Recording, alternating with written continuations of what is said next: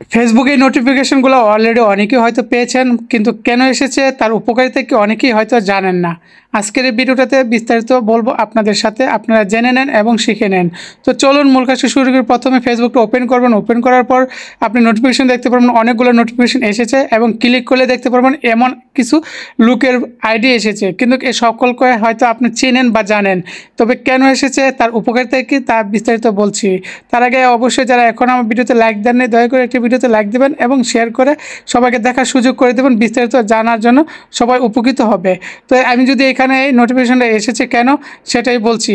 তো এখানে আমি যদি একটাতে ক্লিক করি, ক্লিক করলে দেখেন ওনার আইডি থেকে আমি 86 পয়েন্ট সংগ্রহ করেছি। আরেকটাতে যদি দেখাই, এখানে তার আইডি থেকে আমি সংগ্রহ করেছি 50 পয়েন্ট। আরেকটাতে যদি দেখাই, তাহলে তার আইডিতে আমি সংগ্রহ করেছি 230 পয়েন্ট।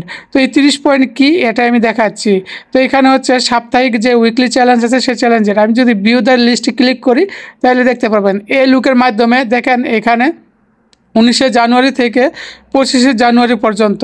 তো এখানে তার আইডি থেকে দেখেন 8947 এবং আমার সিরিয়াল কত এসেছে সেটা আমি দেখাবো। তো আমার সিরিয়াল কিন্তু 230 পয়েন্ট। তো আমি যত নিচে যাব তত আমি দেখতে পারবো। তো তার মানে হচ্ছে আমি তার মাধ্যমে এই পয়েন্টগুলো সংগ্রহ করেছি। আমি তাকে যে লাইক কমেন্ট শেয়ার করি, তার মাধ্যমে আমার আইডিটা সাজেস্ট করে ফেস